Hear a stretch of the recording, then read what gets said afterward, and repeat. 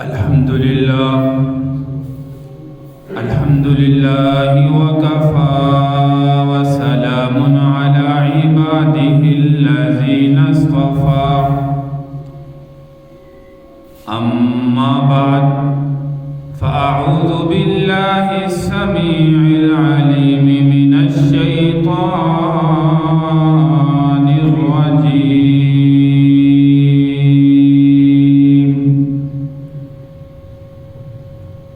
بسم الله وباسم عرش كتاب الله الرحمن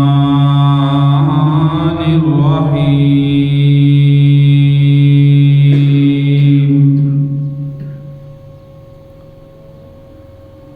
يا أيها الذين آمنوا كتب عليكم الصيام كما كتب على الذين من قبلكم لعلكم تتقون.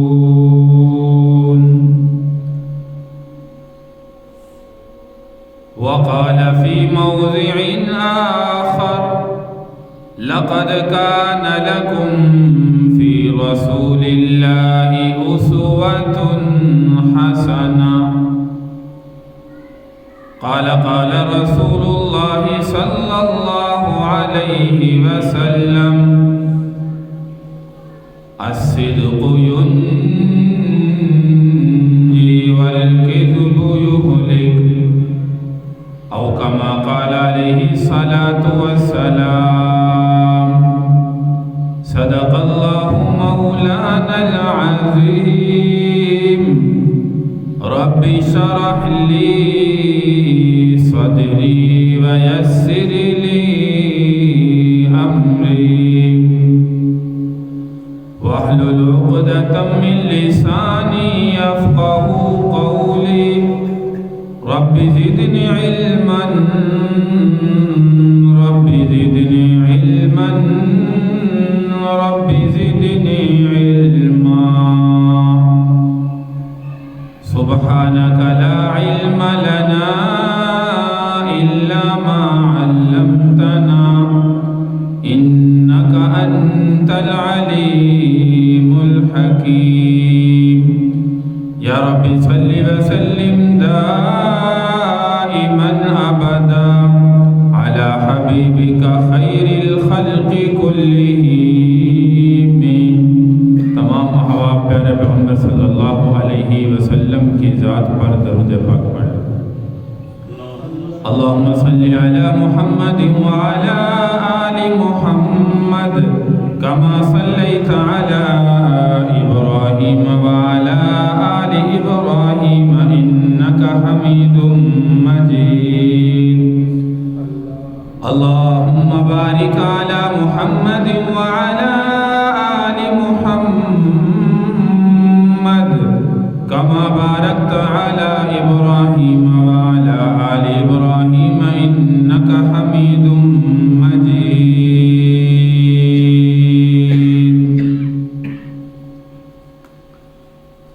قابل صد احترام سامعین کرام، بزرگوں، دوستوں، پردہ نشین ماں بہنوں، شعبان المعظم کا مہینہ ختم ہونے کے قریب ہے اور اس کے بعد رمضان المبارک کا مہینہ ان قریب شروع ہونے والا ہے. اللہم بلغنا رمضان. اللہ تبارک و تعالی ہمیں اتنی زندگی عطا فرمائے کہ رمضان المبارک کا مہینہ ہم زندگی میں پا سکیں اور اس ماہ مبارک کی ہر ایک گھڑی سے نفع حاصل کرنے والے بن سکیں. ہر چیز دنیا کے اندر میرے بھائی اللہ تبارک و تعالی نے جو پیدا کی ہے، تقریباً 18,000 مخلوقات اللہ تبارک و تعالی نے اس کائنات کے اندر پیدا فرمائی. اور یاد رکھیے کہ ان 18,000 مخلوقات میں سے سب سے زیادہ جس کو حسن اور سب سے زیادہ سرداری جس کو عطا کی ہے وہ انسان ہے. لقد خلقنا الانسان فی احسن تقویم، سب سے زیادہ حسین و جمیل صورت کے اندر بھی اللہ نے انسان کی تخلیق فرمائی ہے۔ تو یہ اللہ کی ذات کا بڑا ہی احسان اور شکر ہے کہ انسان کا مقام اللہ تبارک و تعالی نے کتنا بڑا جو ہے وہ اپنی نظر کے اندر رکھا ہے۔ اللہ تبارک و تعالی نے رمضان المبارک کا مہینہ ہم انسانوں کو ایک ایسا مہینہ عطا کیا ہے جس کے دن کے رمضان المبارک کے روزے اللہ نے امت محمدیہ پر ہر عاقل بالغ مسلمان بندے پر فرض کیے، اور رات کو تراویح کا قیام سنت مؤکدہ کی حیثیت رکھتا ہے۔ اس لیے فرمایا کہ بد نصیب ہے وہ مسلمان۔ اللہ تبارک و تعالی نے آسمانوں سے یہ بد دعا بھیجی، اور لانے والے جبریل امین علیہ السلام سب سے مقرب فرشتہ، اور کائنات کے اندر جس کے پاس لے کر آئے وہ آدم علیہ السلام سے لے کر قیامت تک آنے والے تمام تر انسانوں میں، اور جتنے انبیاء آئے ان میں سب سے زیادہ افضل، جنہوں نے اس پر آمین کے الفاظ کہے کہ بد نصیب ہے وہ مسلمان، تباہ و برباد ہو جائے وہ انسان، ہلاک ہو جائے وہ انسان جس نے اپنی زندگی میں رمضان کا مہینہ پایا اور اپنے اللہ سے اپنے گناہوں کی معافی نہ کروا سکا۔ تو اس لیے میرے بھائی یہ اتنا زیادہ برکتوں والا، رحمتوں والا، بخششوں والا مہینہ ہے کہ پیارے پیغمبر صلی اللہ علیہ وسلم 2 ماہ پہلے اس کے انتظار میں دعائیں پڑھتے نظر آ رہے ہیں۔ اس لیے میرے بھائی جب بھی زندگی میں رمضان کا مہینہ آئے اس مہینے کی قدر کرنے والے بنے، اور روزہ رکھنا صرف یہ نہیں کہ اب کھانے پینے سے رک گئے باقی کسی چیز کا روزہ نہیں ہے۔ روزے کے انوار و برکات یاد رکھیے اس وقت حاصل ہوتے ہیں، روزہ رکھنے کا فائدہ انسان کو، مسلمان کو اس وقت ہے کہ جب انسان جسم کے تمام تر اعضاء کا روزہ رکھے، یعنی اپنے دل و دماغ کا بھی، اپنی آنکھوں کا بھی، اپنے کانوں کا بھی، اپنی زبان کا بھی، اپنے ہاتھوں کا بھی، اپنے پاؤں کا بھی، اپنے دل و دماغ کا، جسم کے تمام تر اعضاء کا روزہ رکھے گا تو پھر روزے کا فائدہ، ورنہ کوئی فائدہ نہیں۔ صبح کو سحری کر لی، انسان کہے کہ وقت میرا روزہ ہو گیا، شام کو افطار کر لوں گا، سارا دن کانوں سے غلط سنتا رہا، زبان سے غلط بولتا رہا، اسی طرح جو ہے وہ آنکھوں سے غلط دیکھتا رہا، ہاتھوں سے غلط کرتا رہا، دل و دماغ سے غلط سوچتا رہا، تو یاد رکھیے کہ پھر رمضان کے روزے کا کوئی فائدہ نہیں۔ صرف بھوکا رہنا جو ہے وہ کافی نہیں ہے۔ ہم کہیں کہ صرف بھوکا رہ لیا روزہ ہو گیا جی، اجر و ثواب مل جائے گا، آخرت میں اللہ تبارک و تعالی نے جو انوار و برکات روزے کے رکھے ہیں وہ ہمیں مل جائیں گے۔ نہیں میرے بھائی، جسم کے تمام تر اعضاء کا روزہ ہونا ضروری ہے۔ اپنی زبان کو جھوٹ بولنے سے روزے میں محفوظ رکھیں، اپنی زبان سے غیبت کرنے میں دور رہے۔ 4 دوست بیٹھ گئے، 4 عورتیں بیٹھ گئی، ایک دوسری عورت کی غیبت کرنا شروع کر دی، روزہ رکھا ہوا ہے تو یاد رکھیے کہ وہ روزے کے جو انوار و برکات تھے وہ حاصل نہیں ہوں گے۔ غیبت کا کتنا بڑا گناہ بار بار کلام مجید کے اندر جو ہے وہ ذکر کیا جاتا ہے۔ الہ العالمین نے اعلان فرمایا، ایحب احدکم ان یأکل لحم اخیہ میتا فکرہتموہ واتقوا اللہ ان اللہ تواب رحیم۔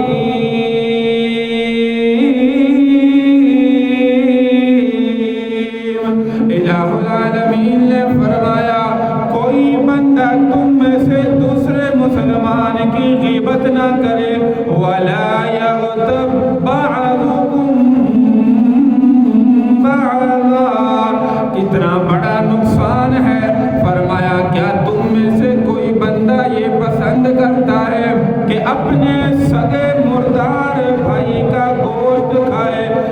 انسان کا بھائی مر جائے اور مر جانے کے بعد اس کا گوشت کھانا کوئی بندہ بھی پسند نہیں کرتا، اللہ کا قرآن بھی کہہ رہا ہے کہ تم سب اس کو ناپسند سمجھتے ہو، لیکن کوئی بھی کھانا نہیں چاہتا، کوئی بھی کھانا نہیں چاہتا، حتیٰ کہ حلال جانور بھی مردار ہو جائے اس کا بھی کوئی گوشت کھانا پسند نہیں کرتا۔ یہ کیسے ممکن ہے کہ اپنے سگے بھائی کا گوشت کھائے؟ اللہ کہتے ہیں واتقوا اللہ، تم سارے کے سارے اس عمل کو ناپسند سمجھتے ہو، اسی لیے فرمایا واتقوا اللہ، اللہ سے ڈرو، اللہ سے ڈرو، اللہ سے ڈرو، ان اللہ تواب رحیم،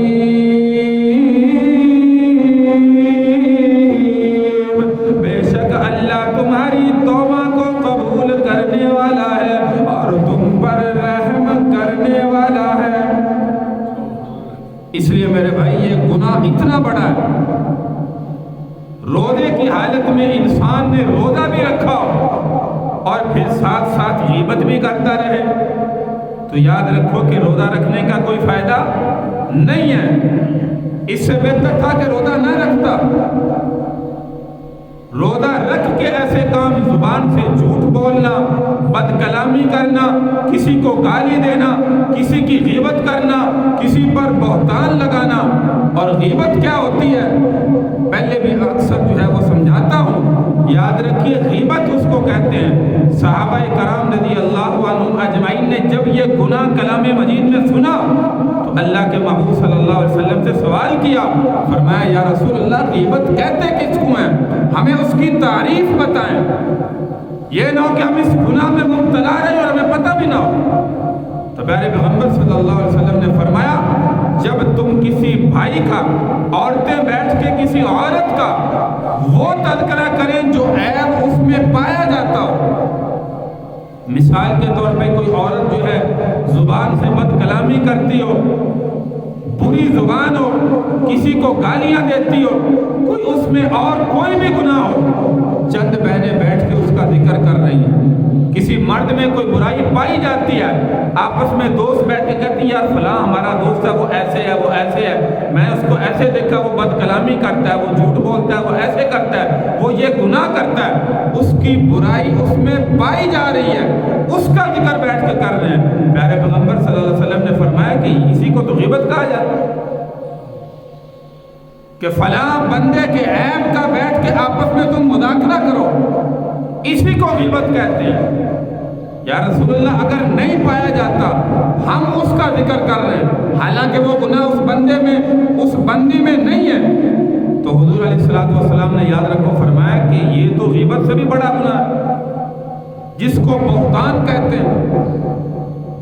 ھذا بہتان عظیم، سورہ نور کے اندر جو امی عائشہ صدیقہ رضی اللہ تعالی عنہا کی صفائی کے اندر اللہ نے 17 آیتیں نازل فرمائی ہیں اور فرمایا یہ منافقین نے ھذا بہتان عظیم، بہت بڑا بہتان لگایا تھا۔ تو یاد رکھو جو عیب فلاں بندے میں نہیں پایا جاتا اس کو کیا کہتے ہیں؟ بہتان، اور بہتان غیبت سے بھی بڑا گناہ ہے۔ غیبت کا تو گناہ اللہ کا قرآن ذکر کر رہے ہیں نا، ایک حدیث مبارکہ میں بھی فرمایا قال رسول اللہ صلی اللہ علیہ وسلم الغیبت اشد من الزنا، غیبت زنا کرنے سے بھی زیادہ بڑا گناہ۔ ہم زنا کو دیکھو کبیرہ گناہ سمجھتے ہیں کہ زنا نہیں کرنا کبیرہ گناہ ہے، لیکن غیبت کو گناہ ہی نہیں سمجھتے۔ اور کلام مجید میں دیکھو اس کی سزا کیا ہے، کتنا بڑا گناہ ہے۔ اس لیے میرے بھائیوں میری بہنوں اگر جو ہے وہ اس گناہ میں مبتلا ہے تو توبہ کریں۔ آگے اللہ فرما رہے واتقوا اللہ ان اللہ تواب الرحیم، اللہ سے ڈرو، اللہ تمہاری توبہ کو قبول کرنے والا بھی ہے، رحم کرنے والا بھی ہے، لیکن شرط یہ کہ توبہ کرنے والے بنو۔ ہم ساری زندگی گزر گئی اسی گناہ کے اندر جو ہے وہ مبتلا رہے، توبہ نہ کریں، پھر اللہ جو ہے وہ کیسے معاف فرمائے؟ دوسری آیت مبارکہ آپ کے سامنے میں نے تلاوت کی، لقد کان لکم فی رسول اللہ اسوۃ حسنہ، اللہ کے محبوب کے طریقے اپنی زندگی میں سجانے والے بنے۔ سنت طریقے اپنے نبی کے اپنی زندگی میں سجائیں، جس سے ہماری دنیا اور آخرت دونوں جہاں کامیاب ہوں گے۔ آج غیروں کے طریقوں کو ہم نے سینے سے لگایا۔ میں اکثر مثال دیتا ہوں، انسان اپنے جسم کا حساب لگائے۔ میرے جسم پر اللہ نے سر کے بال عطا کیے، داڑھی کے بال عطا کیے، اسی طرح سنت لباس ہے جو میں اپنا سطر ڈھانپنے کے لیے پہنتا ہوں۔ میری یہ باڈی پر 6 فٹ کے 5 فٹ کے جسم پر میں نے اپنے نبی کی کتنی سنتوں کو آج تک سجایا اور کتنی سنتوں کو ذبح کر رہا ہوں۔ آج کا نوجوان اپنے جسم پر دیکھے، دوسرے کو نہ دیکھے۔ ہر بندہ دوسرے پر انگلی اٹھاتا نظر آتا ہے، فلاں بندہ ایسا، فلاں ایسا، فلاں ایسا۔ وہ میرے بھائی برا ہے تو اپنی بتا کہ تم جو ہے وہ کیسے ہو۔ کبھی اپنے گریبان میں بھی دیکھو، جیسے حضرت خلیفہ دوم سیدنا عمر بن خطاب رضی اللہ تعالیٰ عنہ نے فرمایا، اگر میری حکومت کے اندر دریائے فرات کے کنارے پر ایک کتا بھی پیاس سے مر گیا، اپنے گریبان میں دیکھ کر عمر نے فرمایا، اے عمر تجھ سے اللہ پوچھے گا، آخرت میں تجھ سے سوال کرے گا۔ ایسی عادلانہ حکومت کرنے والے تھے۔ تو اس لیے میرے بھائی کبھی اپنے گریبان میں بھی دیکھیں، اپنی باڈی کو بھی چیک کریں، اپنے جسم کے اعضاء کو بھی دیکھیں، کیا میں نے اپنے نبی کی سنتوں کو اپنے جسم پر سجایا ہے یا آج تک میں نے ذبح کیا ہے؟ غیروں سے آج اتنی ہمیں محبت ہو گئی، ہم اپنی اولاد کو بھی سر کے بال کٹواتے، حمام پر جو غیروں کی تصاویر لگی ہوتی ہیں جا کر جو ہے وہ حجام پوچھتا ہے کہ اپنے بیٹے کی کٹنگ کس طریقے سے کروانی ہے۔ یہ سارے طریقے تمہارے سامنے تصویریں موجود ہیں، اس میں سے پسند کرو کس طریقے کو اچھا سمجھتے ہو۔ اب مسلمان والد ساتھ گیا ہے، کہتا ہے میرے بیٹے کی اس طریقے سے کٹنگ کرنا، وہ اسی طریقے سے کٹتا ہے۔ دونوں گنہگار ہو رہے ہیں، کٹوانے والا بھی اور کاٹنے والا بھی۔ یاد رکھیے یہ حرام کی کمائی یا حلال کی نہیں ہے۔ اس کے بعد سنت رسول صلی اللہ علیہ وسلم، مسلمان جب نوجوان حجام کے پاس جاتا ہے، یاد رکھیے کہ کاٹنے والا بھی اور جو کٹوا رہا ہے دونوں گنہگار ہیں۔ یہ حجام جو داڑھی کاٹ کر شیو کر کے اس پر جو پیسے لے رہا ہے، یہ حرام کی کمائی یا جہاں سے مرضی فتویٰ لے رہا ہے۔ لیکن ہمارے عرف عام میں چل رہا ہے، کوئی مسئلہ نہیں ہے، ہم ہیں مسلمان، اپنے آپ کو کہتے ہیں مسلمان ہیں، یہ اپنے نبی سے ہمیں محبت ہے کہ 1 ہفتے بعد 2 ہفتے بعد جا کر اسی داڑھی سنت رسول کو ذبح کر کے پھر یہی جو ہے وہ کوڑے کے ڈھیر کے اندر نعوذ باللہ جاتی ہے، اسی کو کوڑے میں ڈالا جاتا ہے۔ جب مسلمان یہ عمل کرے گا، سنتوں کو ایسے ذبح کرے گا اور ساتھ امید بھی رکھے گا، مولوی تو ڈراتے ہیں جی میں اپنے نبی کا امتی ہوں جی، آخرت میں میرے نبی میری شفاعت کریں گے۔ مسلمان اپنے گریبان میں جھانک، کیسے تیرا نبی تیری شفاعت کرے گا جب تو نے زندگی میں اپنے نبی کی سنت کو اپنے چہرے پر نہیں سجایا، دنیا میں اس کو ختم کروا کے کوڑے کے اندر ڈلواتا رہا۔ کیسے ممکن ہے کہ تیرا نبی آخرت میں پہچانے گا کہ یہ میرا امتی ہے؟ تو نے تو اپنے نبی کا چہرہ بھی دنیا میں پسند نہیں کیا۔ تو اس لیے میرے بھائی اپنا سنت لباس، اپنا وضع قطع، اٹھنا بیٹھنا، ہر طریقہ، لقد کان لکم فی رسول اللہ اسوۃ حسنہ، اللہ کلام مجید کے اندر جو ہے وہ اظہار فرما ہے۔ اپنے نبی کے طریقے اپنی زندگی میں سجاؤ، یہ تمہاری کامیابی ہے۔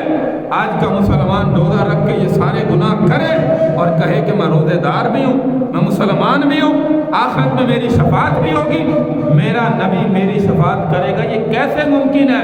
ہم دنیا میں تو غیروں کے طریقوں کو پسند کریں اور ساتھ امید رکھیں اپنے نبی کی شفاعت کی۔ فرمایا من تشبہ بقوم فہو منہم، حدیث مبارکہ کے اندر صاف فرمایا جو کسی قوم کی مشابہت دنیا میں اختیار کرتا ہے، آخرت میں انہی کی صف میں کھڑا کر دیا جائے۔ آخرت میں ابو جہل، عتبہ، شیبہ، بڑے بڑے کافر وہ کہیں گے ہم تو دنیا میں تمہارے نبی کو مانتے نہیں تھے، ہمارے لیے تو آج جہنم واجب ہے، ہم جہنم میں جا رہے ہیں، تم ہماری صف میں کیا کر رہے؟ تم تو اپنے آپ کو دنیا میں مسلمان کہتے تھے۔ تو وہاں پہ مسلمان کیا جواب دے گا؟ جو دنیا میں کہتے ہیں جب مریں گے دیکھا جائے گا، میرے بھائی خدا کی قسم آخرت میں پھر وہی کاٹیں گے جو دنیا میں بوئیں گے۔ اس لیے خدا را اپنی زندگی کے اندر اپنے محبوب صلی اللہ علیہ وسلم کے طریقوں کو اپنانے والے بنے۔ یہاں سے سنت سے ایک واقعہ یاد آیا، ایک نوجوان کی والدین نے ایک جگہ پہ شادی متعین کر دی۔ ہم جو عرف عام کے اندر شرعی طریقہ تو نہیں ہے، جس کو منگنی کہتے ہیں، یہ منگنی اور اسی طرح شادی کی رسومات، یہ ساری جتنی بھی رسومات ہیں، پہلے مہندی کی رسومات ہیں، منگنی کی رسومات ہیں، دودھ پلائی کی رسمیں ہیں، اسی طرح جو ہے یہ ساری رسومات جو ہے یہ ساری کی ساری غیر شرعی رسومات ہیں۔ خدا کی قسم یہ ہمارے نبی کا طریقہ نہیں ہے۔ آج جو اپنی خوشی میں اپنی غمیوں میں ہم یہ طریقے اختیار کرتے ہیں۔ تو نوجوان کی منگنی طے کر دی، بڑا اچھا گھر تھا، کھاتے پیتے لوگ تھے۔ آج کل نوجوان سب سے پہلے یہی دیکھتے ہیں والدین، میرے بیٹے کی شادی اس جگہ پر ہو جہاں پر کھاتے پیتے گھر کی لڑکی ہو۔ دین کو نہیں دیکھا جاتا، افسوس۔ اور پیارے پیغمبر صلی اللہ علیہ وسلم نے فرمایا سب سے پہلے اپنی اولاد کا رشتہ کرو تو دینداری کو دیکھو۔ آج ہم دیکھتے ہیں کہ مال و دولت ہونا چاہیے، بڑا گھر گاڑی بنگلہ ہونے چاہیے، اس لڑکے کو اپنی بیٹی دیں گے۔ نمازی ہے نہیں ہے کوئی مسئلہ نہیں، بے نمازی ہے چل جائے گا، لیکن پہلے یہ دیکھیں گے کرتا کیا، کاروبار کیا کرتا، کاروبار ہوگا اچھا خاصا کماتا ہوگا، ہم صرف یہ دیکھ کے اپنی بیٹی جو ہے وہ دے دیتے ہیں۔ اس لیے میرے بھائی بعد میں پھر یہ خراب ہوتا ہے، بعد میں رشتے خراب ہوتے ہیں۔ اس لیے خدا را دینداری کو دیکھو کہ دیندار بھی ہے کہ نہیں ہے، اس میں کوئی عقل و شعور بھی ہے کہ نہیں، نمازی بھی ہے کہ نہیں۔ تو اپنی اولاد کی جو ہے وہ بیٹے کی منگنی طے کر دی۔ منگنی طے کرنے کے بعد جو ہے وہ بیٹا باپ کے پاس علیحدگی میں آیا، کمرے میں بیٹھے تھے، اور بیٹا اگر کہنے لگا، باپ کہنے لگا بیٹے کو، بیٹا آپ کا رشتہ جو ہے وہ پتہ ہے میں نے طے کر دیا۔ بیٹے نے کہا جی ہاں ابو جان مجھے پتہ ہے۔ فرمایا کہ لڑکی کے والدین کی ایک شرط ہے، وہ شرط جو ہے وہ تمہیں ماننی پڑے گی۔ آج تک بچپن سے تجھے پالا بڑا کیا، نوجوان کیا، میں تیرا باپ ہوں، اور تجھے جو ہے وہ ایک بات کرنے لگا ہوں۔ لڑکی والوں نے کہا ہے تمہارے بیٹے کے چہرے پر داڑھی ہے، جب تک وہ داڑھی نہیں کٹوائے گا اس وقت تک ہم اپنی بیٹی کی شادی تیرے بیٹے سے نہیں کریں گے۔ اب بیٹا جو ہے وہ رونے لگا، کہنے لگا ابا جان یہ کیسی شرط رکھ دی، یہ تو ناممکن ہے۔ جب دل میں حب نبی ہو، پیارے پیغمبر صلی اللہ علیہ وسلم کی حقیقی محبت ہو۔ آج ہمارے جیسا نوجوان تو پیسے دے کے کہتا ٹھیک ہے جی کوئی مسئلہ نہیں، ماں باپ نے کہا ماں باپ کا حکم ماننا چاہیے، ماں باپ کی اطاعت میں رب کی اطاعت ہے، ماں باپ کی نافرمانی میں رب کی نافرمانی ہے۔ ایسے فتوے دینے شروع کر دیتے ہیں۔ میں اکثر کہتا ہوں یاد رکھیے کہ والدین کی اطاعت میں واقعتاً خالق کی اطاعت ہے، والدین کی نافرمانی میں خالق کی نافرمانی ہے۔ لیکن جب شریعت کے خلاف والدین حکم کریں، یاد رکھیے اس وقت والدین کا کہنا ماننا ضروری نہیں ہے۔ اب یہ چہرے پر داڑھی رکھنا سنت رسول ہے، شریعت کا حصہ ہے، لیکن والدین کا ایک کٹا دے تو یاد رکھیے اس میں کہنا ماننا واجب نہیں ہے، لازم نہیں ہے، اس میں نافرمانی کرنے کی شریعت اجازت دیتی ہے۔ تو بیٹا رونے لگا، باپ نے کہا نہیں یہ شرط جو ہے وہ ماننی پڑے گی۔ لڑکی کے باپ نے کہا ہے جب تک اپنی داڑھی نہیں کٹوائے گا ہم اپنی بیٹی کا رشتہ نہیں دیں گے۔ اب یہ نوجوان تنہائی کے اندر رات کو جو ہے افسوس کرتے کرتے جو ہے وہ سو گیا، لیکن جب سویا باپ نے کینچی پکڑی کہ بیٹا تو نہیں مان رہا، سوئے ہوئے کی داڑھی کاٹنا جو ہے وہ شروع کر دی۔ ابھی ایک طرف سے کاٹی کہ بیٹے کی آنکھ بیدار ہوئی، نیند سے اٹھا، فوراً کہنے لگا، سامنے والد تھا کچھ نہیں کہہ سکتا تھا، فوراً رات کے وقت جو ہے وہ گھر سے اٹھا اور اٹھ کر جو ہے وہ باہر گھر سے نکل گیا، گھر کو الوداع کر دیا، چھوڑ دیا کہ میرا والد جو ہے میری داڑھی کے پیچھے پڑا ہے اور کہتا ہے کہ اس وقت تک وہ لڑکی نہیں دیں گے جب تک اپنے چہرے سے سنت رسول کو ختم نہیں کر سکتے۔ الہ العالمین نے فرمایا لَقَدْ كَانَ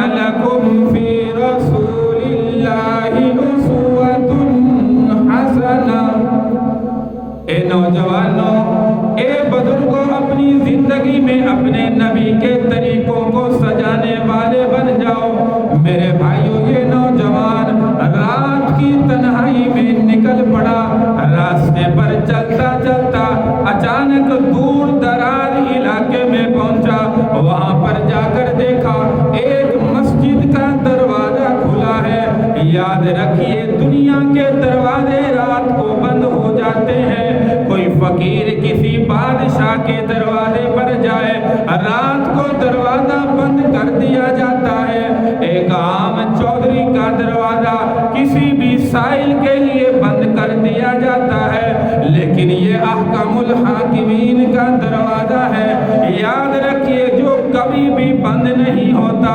ये तो आजकल हमारे हालात ऐसे हैं। आजकल हमने अल्लाह के घरों को भी ताले लगाना शुरू कर दिए। ये भले वक्त हुआ करते थे। ये नौजवान मस्जिद के अंदर रात को दाखिल हुआ और रात को दाखिल होके अल्लाहु अकबर वुज़ू करने के बाद अल्लाह के सामने आहोदारी करने लगा। 2 रकात नफल पढ़ने के बाद अपने अल्लाह के सामने रो रहा है और कह रहा है, ए अल्लाह, मेरा क्या कसूर है? मैं सुन्नते रसूल को ज़िबा नहीं कर सकता, लेकिन मेरे वालिदैन मेरे पीछे पड़े हैं। ए अल्लाह, तू कोई हल निकाल देना। ए अल्लाह, तू तो अहकमुल हाकिमीन है। तू तो गुनहगारों की दुआओं को भी सुनने वाला है ना। अल्लाह तबारक व तआला ने इस नौजवान के ये अल्फाज अपने घर के अंदर सुने। ये नौजवान दुआ मांगने के बाद थोड़ी देर के लिए इत्मीनान से सोने का इरादा किया। अभी आंख लगी थी कि दरवाजे पर दस्तक होती है। दस्तक देने वाला नाम लेता है और कहता है, ए नौजवान, दरवाजा खोल, मैं अंदर आना चाहता हूँ। ये नौजवान उठा और फौरन सोच कर कहने लगा, मैं तो इतने दूर दराज इलाके में आया, मुझे यहाँ पे कोई जानता भी नहीं।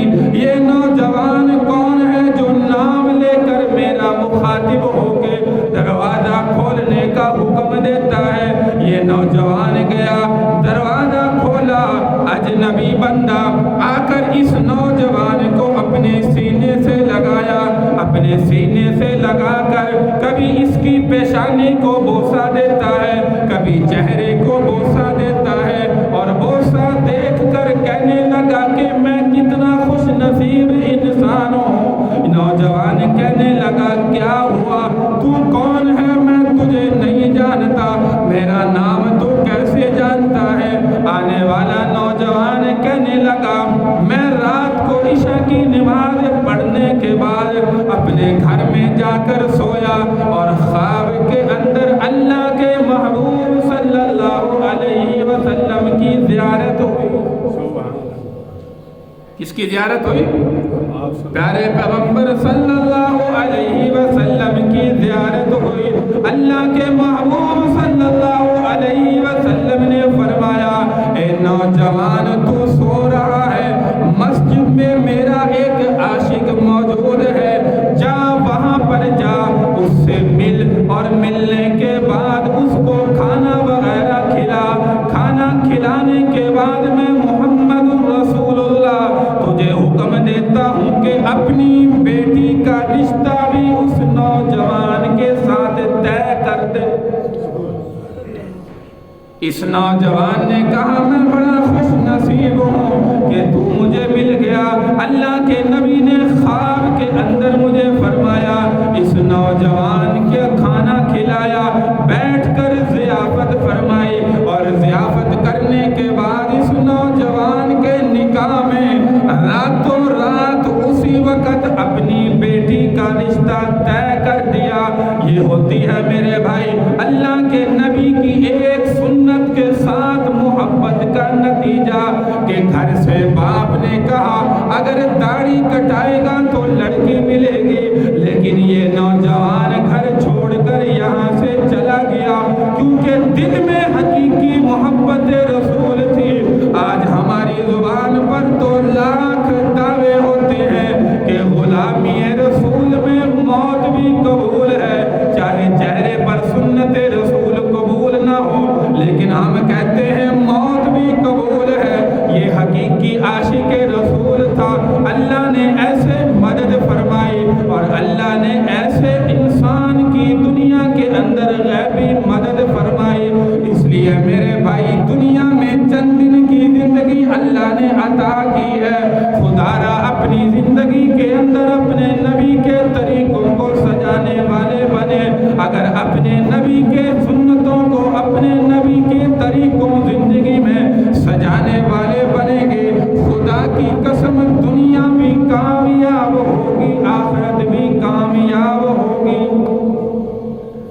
لقد كان لكم في رسول اللہ اسوۃ حسنہ، بخاری شریف کی حدیث مبارکہ ہے، اللہ کے نبی کے ساتھ محبت میرے بھائی سچے عاشق رسول بنے۔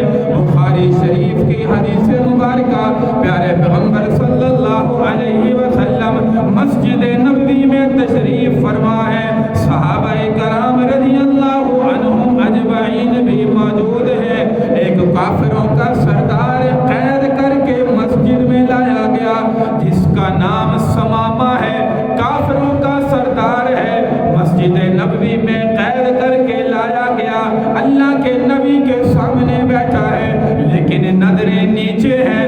اللہ کے محبوب صلی اللہ علیہ وسلم نے فرمایا، اے نوجوان، اے کافروں کے سردار، ذرا نظر اٹھا میری طرف دیکھ۔ کہنے لگا نہیں دیکھوں گا، کیونکہ سمجھایا ہوا تھا اللہ کے نبی کے چہرے کو بھی نہیں دیکھنا، اگر دیکھ لیا تو دائرہ اسلام میں داخل ہو جائے گا۔ اللہ کے محبوب صلی اللہ علیہ وسلم نے دوسری مرتبہ فرمایا سردار اپنا سر اٹھا میری طرف دیکھ۔ سردار کہنے لگا نہیں دیکھوں گا۔ اللہ کے محبوب نے تیسری مرتبہ پھر ارشاد فرمایا، سردار کہنے لگا نہیں دیکھوں گا۔ پیارے پیغمبر صلی اللہ علیہ وسلم کی رحمت کو جوش آیا، اللہ کے محبوب نے فرمایا میرے صحابہ اس سردار کو رہا کر دو۔ صحابہ کرام رضی اللہ عنہم اجمعین نے اس سردار کو رہا کر دیا۔ جیسے ہی مسجد نبوی کے دروازے پر یہ سردار پہنچا، دل میں سوچنے لگا، کہنے لگا آج تک تم نے بڑے بڑے سرداروں کو دیکھا ہے، آج تک بڑے بڑے بادشاہوں کو دیکھا ہے، اگر تم محمد رسول اللہ کا چہرہ دیکھ لیتا تو کیا ہو جاتا؟ دل میں خیال آیا، فوراً گیا، کہنے لگا میں نے یہ بھی سنا ہے اللہ کے نبی مسلمانوں کے نبی ہیں، اور مسلمان اللہ کے نبی کے سامنے پاکی کی حالت میں جاتے ہیں۔ فوراً گیا، کنویں پر غسل کیا، غسل کرنے کے بعد اللہ کے نبی کے سامنے حاضر ہوا، اور حاضر ہو کر کہنے لگا، پیارے پیغمبر صلی اللہ علیہ وسلم نے دیکھا، فرمایا سردار کیا ہوا؟ میں نے تجھے پہلے 3 مرتبہ کہا کہ میری طرف دیکھ، تو نے نہیں دیکھا، لیکن دوبارہ میرے سامنے کیسے حاضر ہو گیا؟ کہنے لگا یا رسول اللہ، میرے دل میں خیال آیا کہ میں نے آج تک بڑے بڑے سرداروں کو دیکھا، آج تک بڑے بڑے بادشاہوں کو دیکھا، اگر محمد رسول اللہ کے چہرے کی زیارت کر لیتا کیا فرق پڑ جاتا؟ اس لیے میں دوبارہ آپ کے پاس حاضر ہوا ہوں، لیکن اے اللہ کے رسول میں غسل کر کے آیا ہوں، مجھے بھی دائرہ اسلام میں داخل کر دیجئے۔ ظاہر میں کنویں سے دھو کر آ گیا ہوں، اب میرا باطن آپ دھو کر مجھے دائرہ اسلام میں داخل کر دیجئے۔ میرے بھائیوں کیسا منظر ہوگا، صحابہ کرام کا مجمع بھی بیٹھا ہے، محمد رسول اللہ بھی بیٹھے ہیں، یہ سردار سامنے حاضر ہوا، اللہ کے محبوب صلی اللہ علیہ وسلم نے سردار کو کلمہ پڑھایا۔ اس لیے ہم یہاں پر مسجد میں بیٹھے ہیں، اللہ کے گھر میں بیٹھے ہیں، اللہ کے نبی کی اس سنت کو بھی زندہ کر لیں۔ پڑھیے لا الہ الا اللہ، لا الہ الا اللہ، بالائی میں، بستی میں، ویرانے میں، بستی میں، تو پڑھتا جائے مستی میں، لا الہ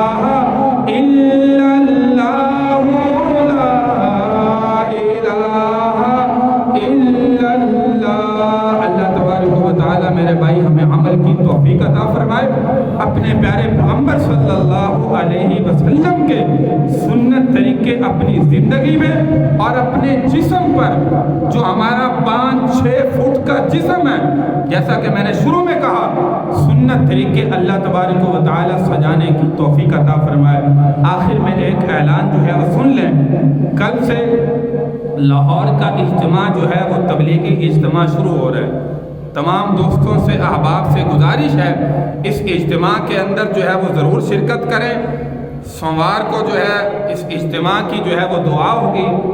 یہاں سے ساتھی جو ہے وہ ماشاءاللہ جا رہے ہیں، جو ساتھی جانا چاہتے ہیں وہ حاجی اسماعیل صاحب بھی بیٹھے ہیں، ان سے جو ہے وہ ضرور جو ہے وہ رابطہ کریں۔ سواری کا انتظام جو ہے وہ کیا گیا ہے۔ اللہ والوں کی محفل میں جانا، ان کے بیانات سننا میرے بھائی یہ بہت ہی زیادہ فائدہ مند ہے۔ انسان کی زندگی کو بدل دینے کے مواقع ایسے ہوتے ہیں، کسی بزرگ کی زبان سے نکلا ہوا ایک جملہ ہمارے لیے ہدایت کا سبب بن جائے، اور ہمیں جو ہے وہ کیا چاہیے، انسان گناہ کے راستے کو چھوڑ کر ہدایت کے رستوں پر چلنے والا جو ہے وہ بن جائے۔ اس لیے تمام احباب سے گزارش ہے کہ اس اجتماع میں ضرور جو ہے وہ شرکت فرمائیں۔ کل سے جو ہے وہ انشاءاللہ یہاں سے جو ہے وہ رخصتی ہوگی، اور پیر کو جو ہے وہاں پر دعا ہوگی۔ تمام احباب سے گزارش ہے کہ زیادہ سے زیادہ ساتھی جو ہے وہ اس میں جانے کی جو ہے وہ ضرور شرکت کریں۔ اللہ تبارک و تعالی ہمیں جو ہے وہ عمل کی توفیق عطا فرمائے۔ وآخر دعوانا ان الحمد للہ رب العالمین۔